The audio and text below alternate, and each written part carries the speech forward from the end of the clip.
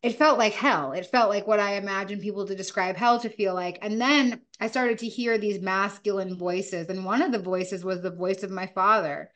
And he was saying, "You are worthy of all the love in the universe. You are worthy of all the love in the universe." And so I started to follow that voice. I definitely didn't believe that voice, but I started to follow it. And that's when I found myself traveling up into the light. And when I landed in the light, it felt like I landed on the deck of a spaceship. Hmm. And I was surrounded by thousands of other souls, and I was downloaded with the awareness of the Great Awakening.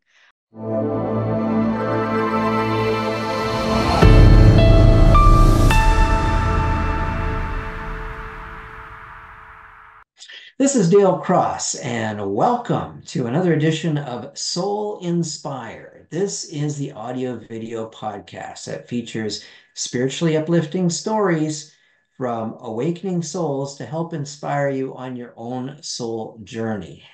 On this episode, my guest is Betty Guadagno, and she is a wonderful woman who had a near-death-like experience, and she works as a transformative coach.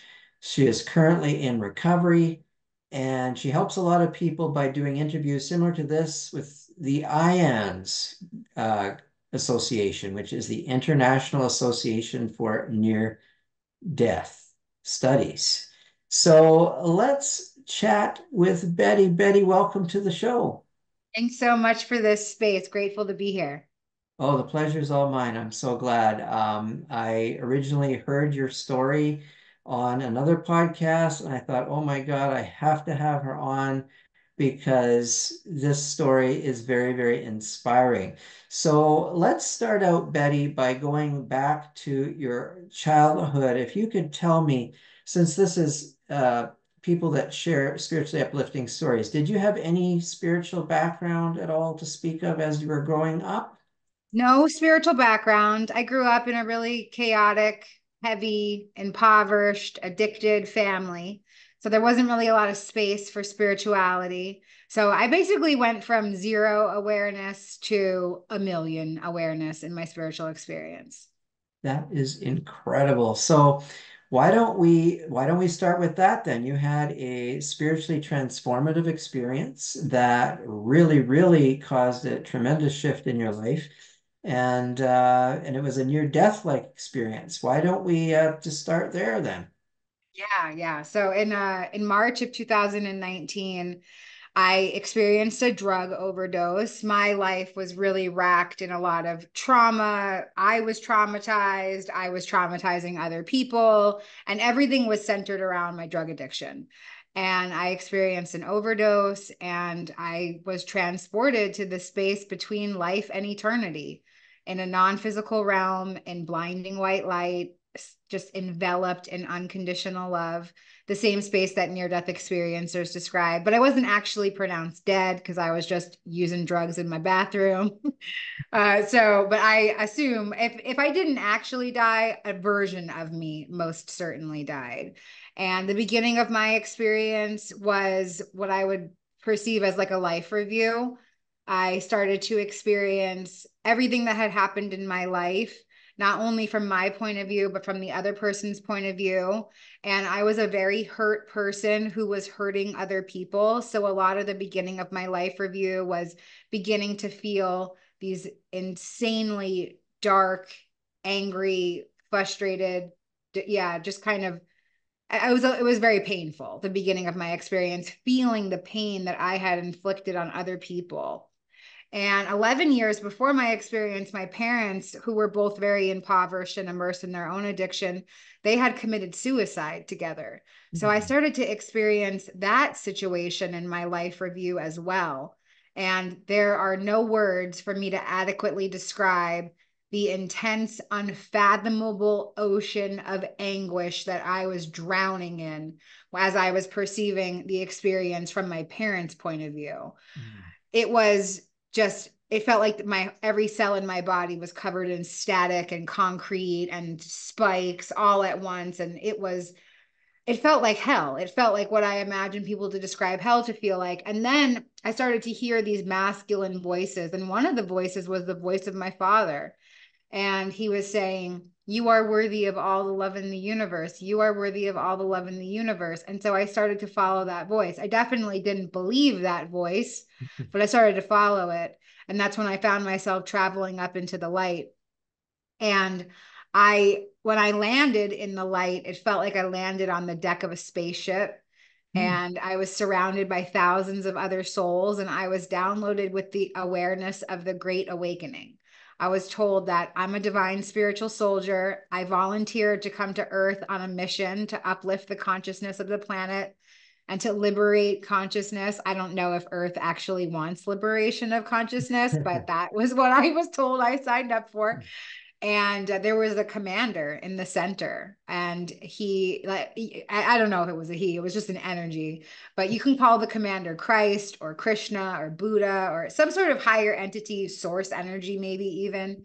And this commander was really gearing us up for this super exciting mission to Earth. And all of these souls around me, and including myself, were all super excited. We couldn't wait to take our jump to Earth. We were so excited for this mission. And then my awareness shifted into another scene, and I found myself in front of a table of beings. They didn't tell me who they were, but they didn't have to. I automatically knew that they were people in charge. They told me that I was only there for a brief moment and that I would be heading back to Earth. And I was absolutely super dismissive. I was like, "You guys are crazy. I'm not going back to that dumpster fire that I just left. Earth is terrible. I'm definitely not going back. 0 out of 10 would not recommend." And they were like, "No, no, no, you have to go back. You signed up for the mission. You haven't even gotten halfway through your life yet." And I transformed into a small child. I was like, "No, there's no way. I will not go back. You cannot make me no." And they said, "You're here to learn about your pre-birth planning to help you get onto the next leg of your mission because you just keep ignoring the fact that you're on a mission." So then they took me through my pre-birth planning, and it looked a lot like a video game. And that could be because of the generation that I'm born in, or because we're living in a simulation. Maybe it's both of those things. So it looked like I had an empty grocery cart, and I was in this huge grocery store. It was like the grocery store of life. And lining the walls of the grocery store aisles were these gigantic cereal boxes. And every cereal box had a life experience on it. And I picked everything it was like I was playing supermarket sweep.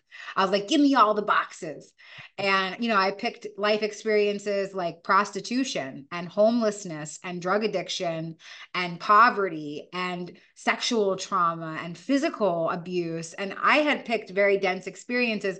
And then there were also things in my cart that I was picking that I hadn't gotten to in my life yet, like overcoming, recovery, spiritual awakening, community, being an author, being a speaker, being all of these beautiful things, but that hadn't happened yet. So none of it resonated. And I just thought, well, that's lovely cart filler.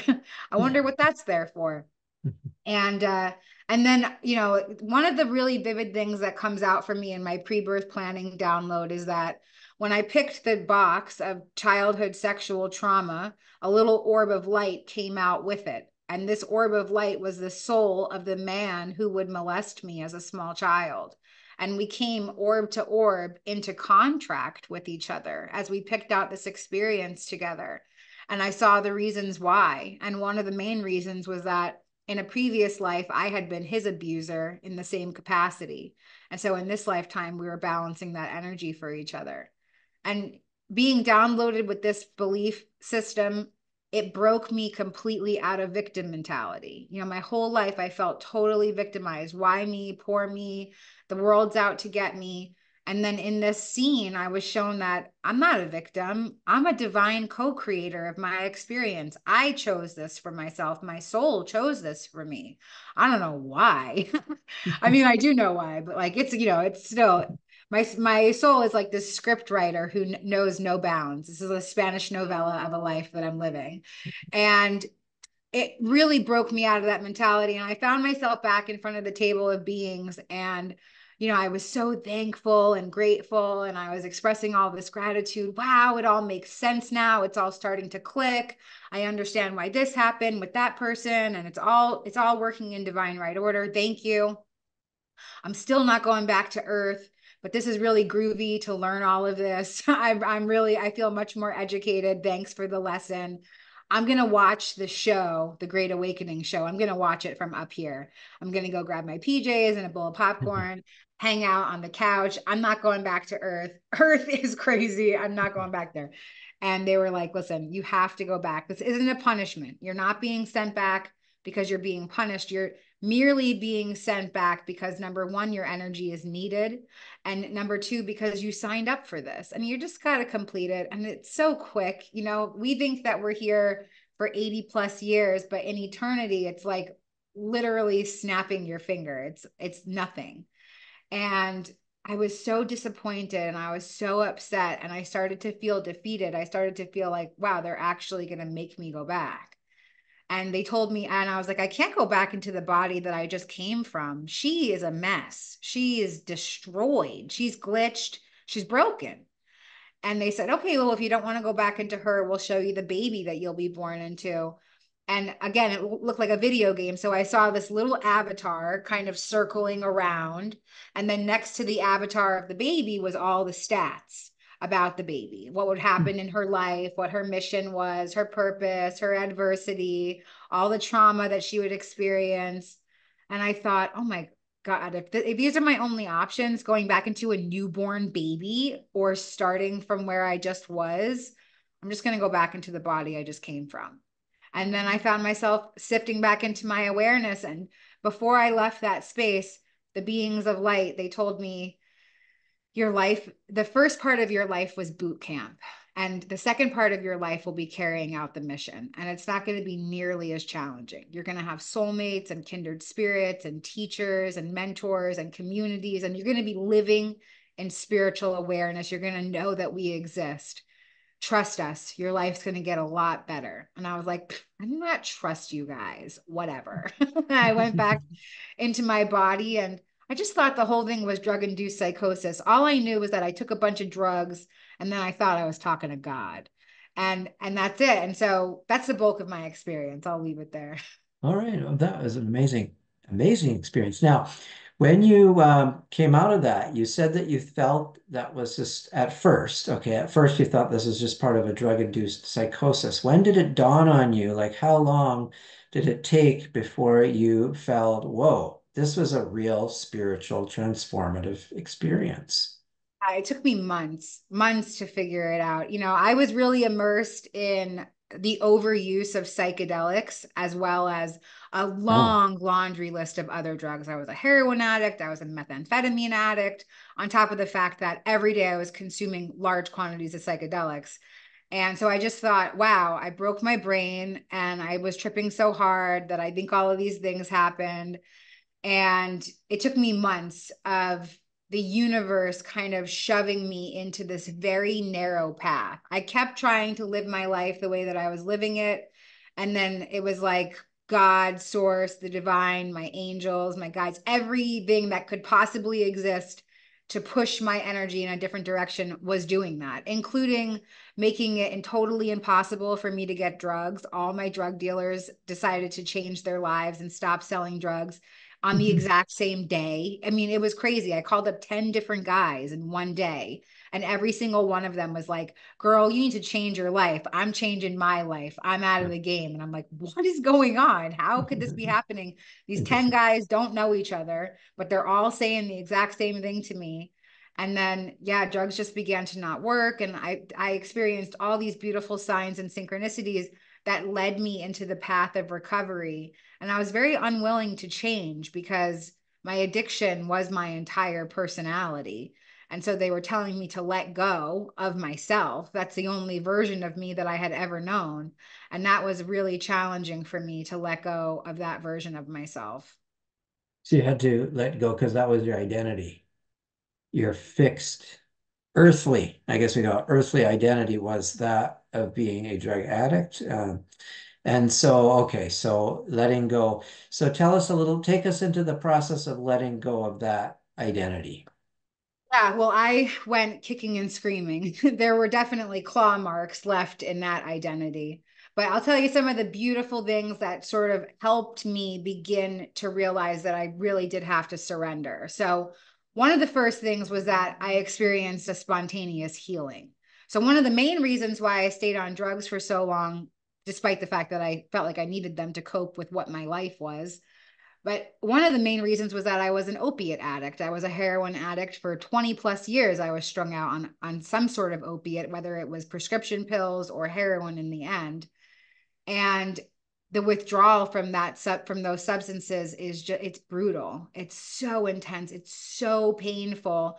And there's nothing physically wrong with you. You know, you're not on fire, but it feels like you are.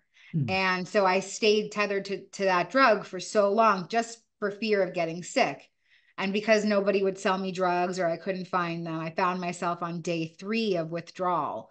And I was sick all over myself, sweating, writhing in pain on my bed, just welcoming death. Please kill me. I can't take this anymore. Mhm. And then I heard this voice and it told me that I could request what I wanted fixed. And I was in the throes of desperation. So I was like, okay, strange voice, please help me not be sick anymore.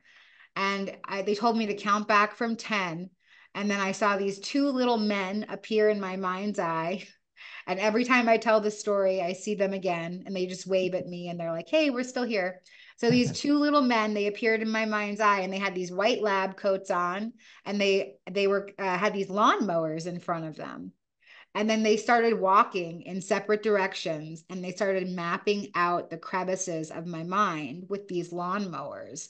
And as they plowed through, I felt these intense hot tingles start to take over my whole head.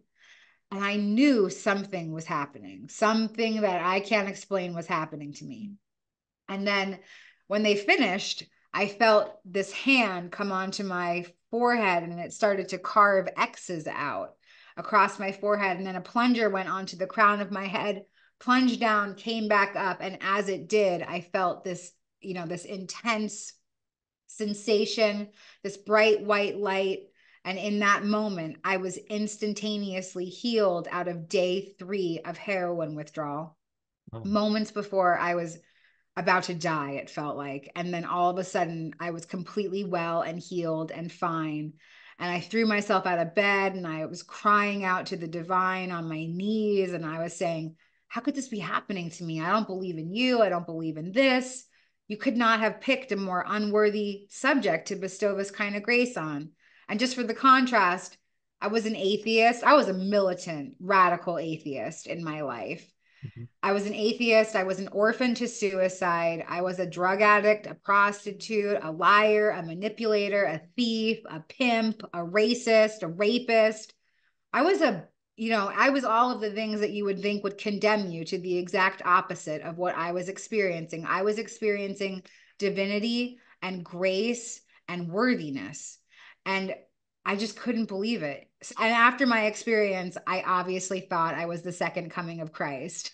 I was like, hello, I can heal people with just my hands. It happened to me. I can do it to others. And I was running out on the New York City subway system and I was proselytizing and evangelizing and laying my hands on homeless drug addicts. I myself was a homeless drug addict. So, Mm. it was like some crazy crackhead girl trying to lay hands on people on the train. I mean, it was crazy. It was all very chaotic, but that healing was just an absolute surefire sign. Okay, a real experience happened to me. I can no Yeah, longer play this off as, oh man, I was tripping so hard. How crazy. Now it was real. It was really real. And that's when my life truly started to transform. And that was a deep moment of surrender for me. that's a beautiful story. So, okay, so you are actually instantaneously delivered from the drugs to the point where all the withdrawals stopped.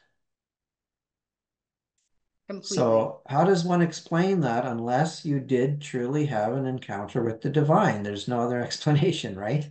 I don't think so. I mean, yeah, there is no other explanation. I've been through heroin withdrawal at least 30 different times in my Oh, life. wow. It is brutal, agonizing, and never all the way through because, you can't make it that far. Once you get to day 3 or day 4, you're just like totally desperate and you'll do anything to get the substance that you need to feel different. Sure. And yeah, there I have no explanation. There's no logical explanation. And when you hear anybody who's had experience with withdrawal, they're just like, yeah, that's the worst day and there's no way.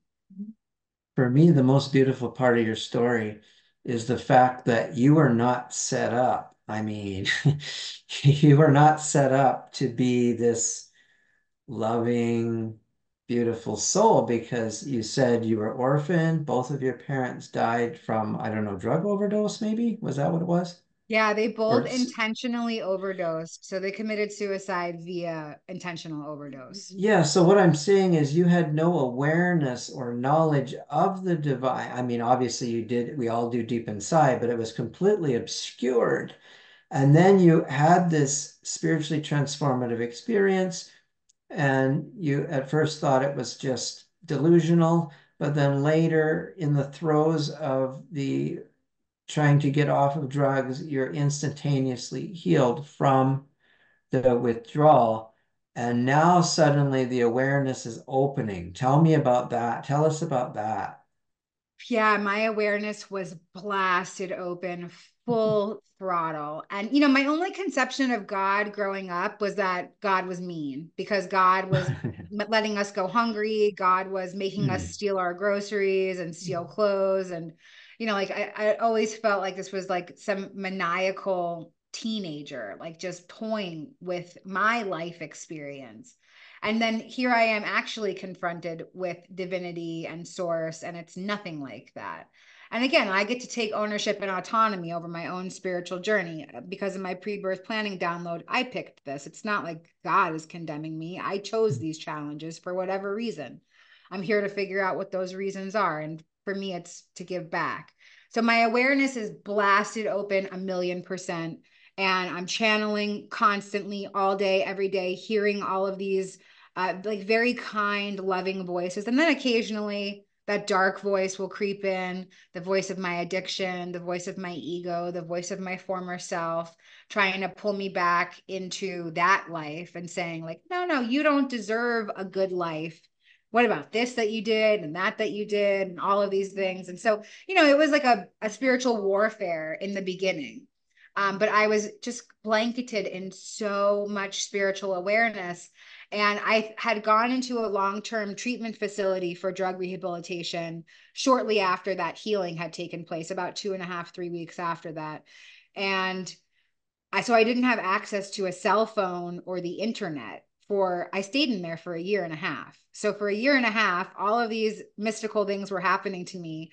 And I had no way of Googling or finding information on the internet of other people who have had similar experiences. I was just trapped in this rehab in Bed-Stuy, Brooklyn, with a bunch of other women healing from their addiction. And I knew that it was exactly where I was supposed to be. So every week they would let us go to the library, and there was this very small section on spirituality and religion. And I just started grabbing every sacred text and every book I could get my hands on about metaphysics or the law of attraction. I had this insatiable thirst for knowledge. I had never used my mind before. I had never used my conscious mind before. I didn't have any vocabulary before my experience because I didn't need one. The only words, the only vocabulary that I used was, you know, I would say this long laundry list of drugs that I used in case somebody could give some to me. Or my only other vocabulary was how much money it cost to be with me and what I would do to get that money. And I didn't have any room or there was no necessity to have any other thoughts. So now I have this new awareness. I'm blasted open and I start reading everything. And I devoured every sacred text that I can get my hands on. And I was looking for what happened to me? What happened? Like, what is the meaning of all of this? And I found that there was pieces in every sacred text that really resonated, not the whole of the texts, not any of them, except for when I found A Course in Miracles, which is a metaphysical text channeled by Jesus.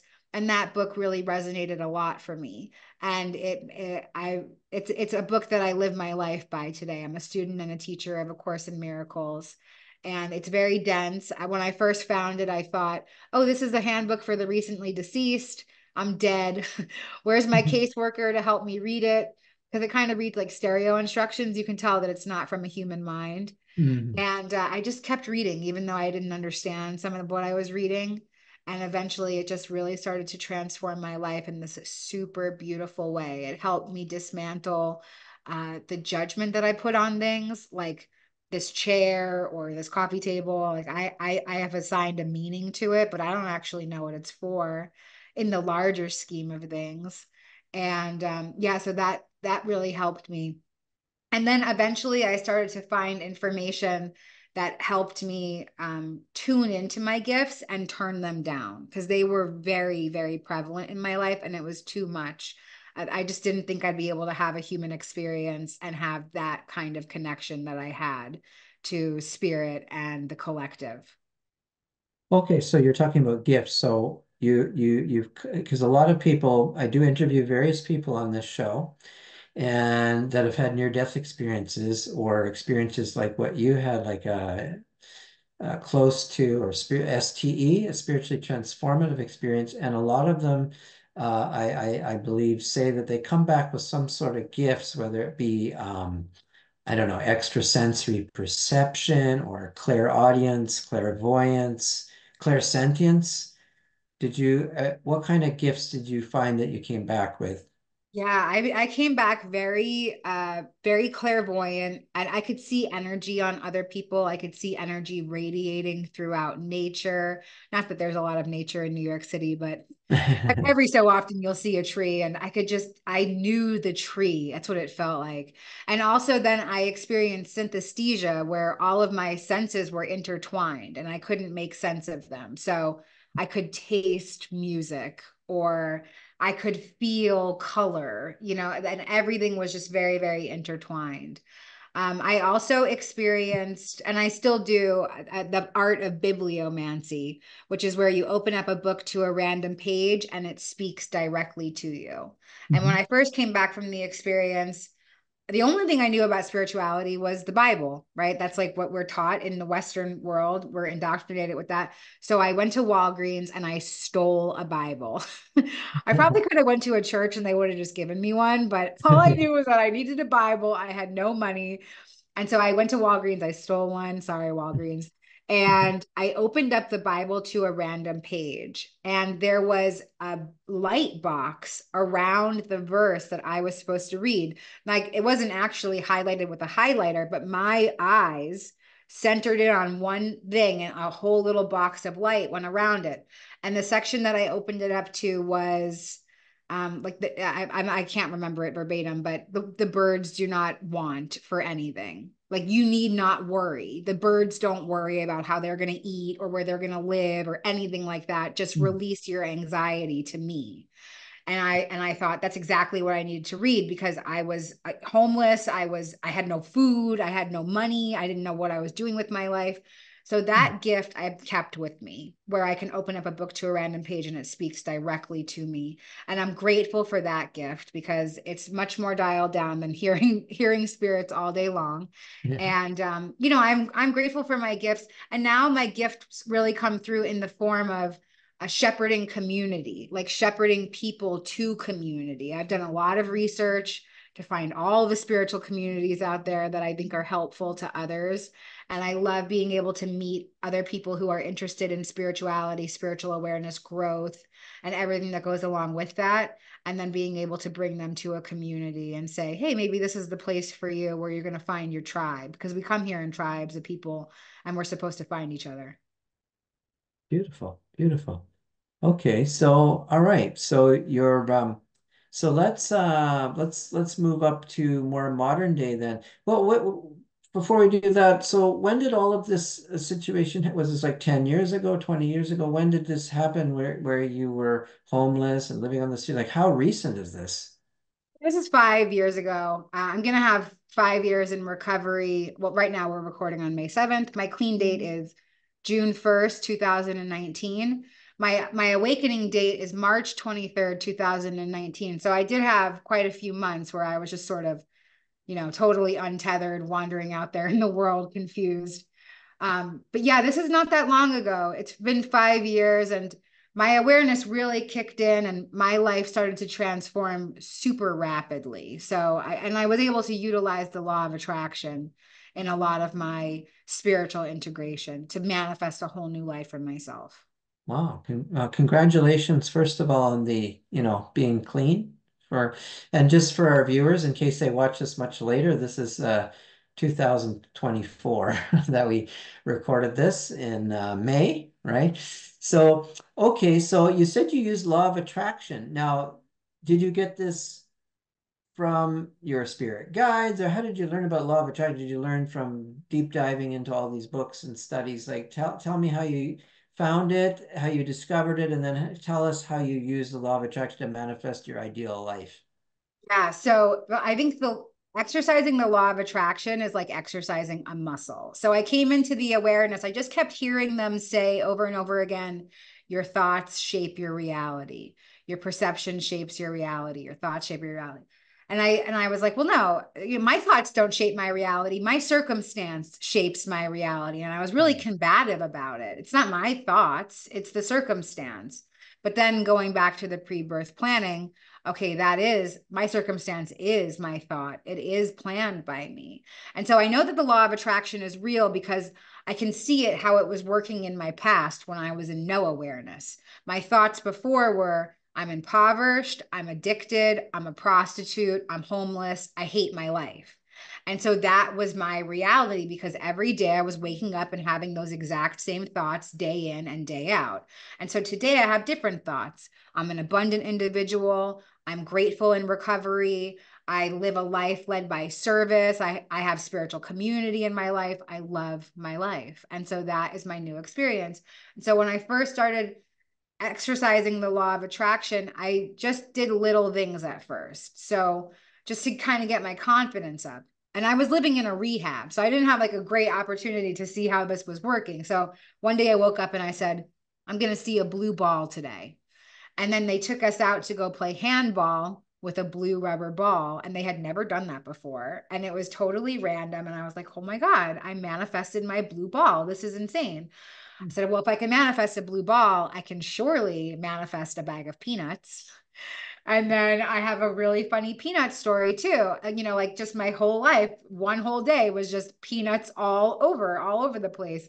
I woke up to a bag of toffee peanuts on my bed. Why? How is that possible? And my counselor was like, "Oh yeah, I brought him in. I didn't like him. I left him there for you." I'm like, "That's so weird." The one day that I say I'm gonna see peanuts, and now here they are on my bed. And then I started to, broaden my base a little bit. I thought, oh, if I could do a ball and a bag of peanuts, I can do, like I can get new clothes for myself, or I can manifest schooling for myself, or you know what I really need? A place to live. Let me get an apartment for myself.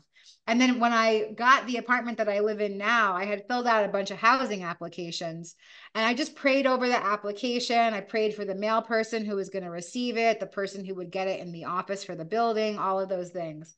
And I just let it go because that's the key to the law of attraction is that you can set your intention, but you must detach from outcome. It's like the most challenging part. Like, okay, I want this, but whatever, if it doesn't happen, doesn't matter. So I get a letter that this apartment came to fruition. And I couldn't believe it. I was like, oh my God, I manifested myself an apartment, my own studio apartment in downtown Brooklyn in this beautiful building, this beautiful space. I've never lived by myself before. I've always lived with roommates or boyfriends or husbands, or never had my own space, never been an independent person. But I didn't have any money to move in. I had like negative money. So I just let it go though. I said, well, if God gave me the apartment, God will give me a way to pay for it. And I don't even have to worry about how it's going to happen. And I had just gotten a job and I had filed my taxes for the first time in like 15 years. And I never got tax returns because I had student debt from when I was a teenager and the government just took my taxes every year. But this year I did get my taxes back and I needed $1,862 to move into this apartment. And my tax return was $1,826.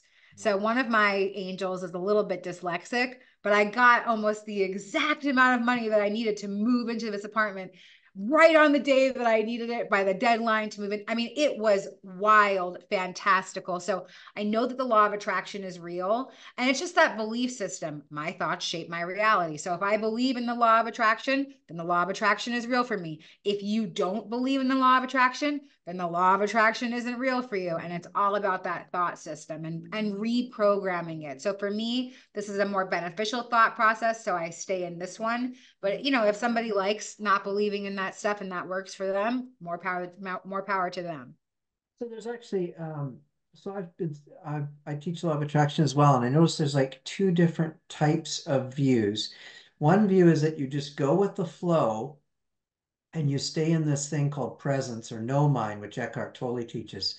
And it's more just you don't like set intentions or visualize or any of that, but you just stay open.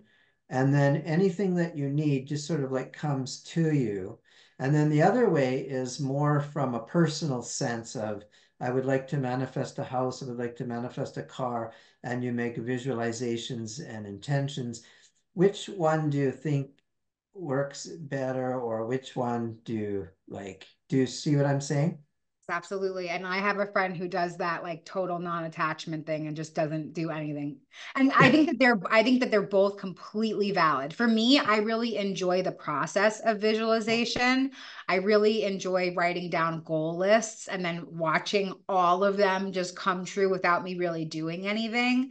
Again, it's a thought system. So if I believe that non-attachment works, non-attachment will work. And Hmm. if I believe that visualization works, visualization will work. So it's really just about like, what do I feel called to? I don't think that one is necessarily better than the other. And I don't think that the law of attraction is one size fits all either. I don't think that anything in the spiritual journey is one size fits all. Even with my spiritual downloads, I believe in pre-birth plan. I have a deep knowing in pre-birth planning, but you don't have to. And that's totally fine for you on your human experience. This is information that helps me in my human experience. And whatever information is helping people live their most optimal lives, then that's the information that they need. But if you're struggling with a concept and like you're looking for support or you're looking for some new ideas, just practicing a little bit of open-mindedness can really go a long way. But yeah, so yeah, I went a little off your question, but I really enjoy the process of visualization because I like walking into that future version of myself. Joe Dispenza talks a lot about that. So I love walking down the street and walking past a bookstore and seeing my future best-selling book in the window and just being like, wow, I look really good on that author sleeve. I'm glad I picked that Yeah, picture. there you go. Well, it's Yeah, all about joy, isn't it? What brings you the yeah, most joy? I don't know if you're familiar with the works of Abraham Hicks. definitely. Does that resonate? Absolutely. Because Yes. that's And really about the process, isn't it? yeah, yeah. I love the teachings of Abraham so much. And I spend a lot of time in my personal vortex, which is something that you'll hear Yeah. Abraham Hicks talk about a lot. And I always can see my vortex. Like my third eye is open. So when I set intention early in the morning or late at night, because that's when we're in a theta state of mind, we're about to enter the dreamscape or we're just leaving the dreamscape. So we've just left the ultimate creation, right? We close our eyes and we create a whole universe. How do we do that? It's because we have the power to create anything in a sleeping dream or this waking dream that we live inside of. So I use those times right before sleep and right when I wake up as my intention setting manifestation time. So usually first thing in the morning, I see my vortex open and I throw a bunch of gratitude in there right away. And then whatever I want to see happen in the day. And it's not super specific. Sometimes it is. Sometimes it's, oh, I hope I get a new coaching client today. I hope, $1 million just magically appears in my bank account. Why not? But generally, it's more general. It's just like, I wish to be of service to someone today. I'm going to be of service to someone today. And I just keep it really vague. Because I got all of the things that I needed in my life. I needed stability. I needed all of our natural necessities like food, water, clothing, shelter. I Hmm. achieved all of those things. Everything else now is just added bonuses to the human experience. That's beautiful. That's beautiful. Um, okay, well, so you seem that you are living a life in flow every day. Would that be a good way of putting it now? Well, not all day, every day. I'm still having a human experience. I'm Sure, not of perfect course. or anything. I'm Yeah, not yeah. perfect. I've got lots of things that, I perceive I'm still working on, or, challenges that I feel like are meant to be there to assist somebody else with them. Like I did have a very transformative experience, but that doesn't mean that my whole life just stayed transformed. I have to Mhm. work to make Sure. sure that my life stays transformed. So every day I go to a 12-step meeting to arrest my drug addiction, because my drug Okay. addiction is still in there talking to me, Mhm. every day. The voice is Mhm. much less intense now. Now it's more comical. But, after my drug addiction, I developed a lot of eating disorders. So I had, to go into recovery for that. I also deal with person obsession, with limerence, where I get like very fixated on the idea of an individual. And it's another form of addiction. It's like a love obsession sort of thing. I've had to Hmm. deal with aspects of that. Too much stuff to do, productivity, staying disconnected from God in that way. So there's all these Oh, layers to it. Sugar yeah. addiction. I've been in sugar recovery for nearly 8 months. That's like a new one for me. And like it's been very layered for me getting to a place where I can help others with all of these things now, because if I can do it, anybody can. Okay. Like you Yeah. could not, I can't even explain to you who I was before, but if I can transmute all of these things in my life, then I know everybody can. Well, that's where I wanted to go next. I wanted to talk about, so you provide an amazing service for lots of people now. You're a transformational coach, correct? Tell us about that. Yeah. So I assist people through aspects of transformation through intense journaling and shadow work. Mm. We also incorporate the law of attraction into that healing process as well. So a lot of it is about dismantling old thought patterns and welcoming in new ones. And in order to do that, we have to have awareness. How do these thought patterns that I currently subscribe to, how do they make my life, how does it benefit me? Does it benefit me? If it doesn't, then we can start throwing those away. But I know, like for myself, I'm very attached to my old thought patterns, not because they serve me, but because they're familiar. And I Mm. don't want to do something that's unknown, because, that's where most of the fear lies, in the unknown. It might be awesome, but it also might be totally terrifying and insane. And Yeah. so I think that it's so important to have a coach or somebody cheering you on. I have an imagination coach. We utilize the law of assumption. And I just met with her earlier today. I'm so grateful to have a connection to somebody where I can talk about what's going on with me, and they're very present and they have spiritual tools to assist me. For me, it works a lot better than like typical Western therapy. So Mm. I'm grateful that I get to be that person for people today. 5 years ago, I was a homeless crackhead. And today people see, people come and they work with me. That's Yeah. incredible. That's the law of attraction. That's God at work. And I'm so grateful for the relationships I have with my clients, because I've been able to witness other people's transformation. And because of the law of oneness, I know that I'm them and they're me. And so I get to witness this beautiful, beautiful connection to these other people, and to know that we're all guided to each other's paths for a particular reason. Maybe I'm not privy to the reason in the exact moment, but I know that it's something divine. Oh, that's fantastic. So, if people want to work with you, how can they reach out to you, Betty? Yeah, thanks for that space. Yeah, so I'm on all social media. My handle is Buddha Betty. It's a play on words. Peter Betty, And yeah. yeah, I would love to connect with anybody, especially if you're looking for support with addiction and Yeah. recovery. Please feel free to reach out. I know like the loneliness and despair of what that feels like, and you're not alone. There really is hope, and anybody can recover. It's just about giving up.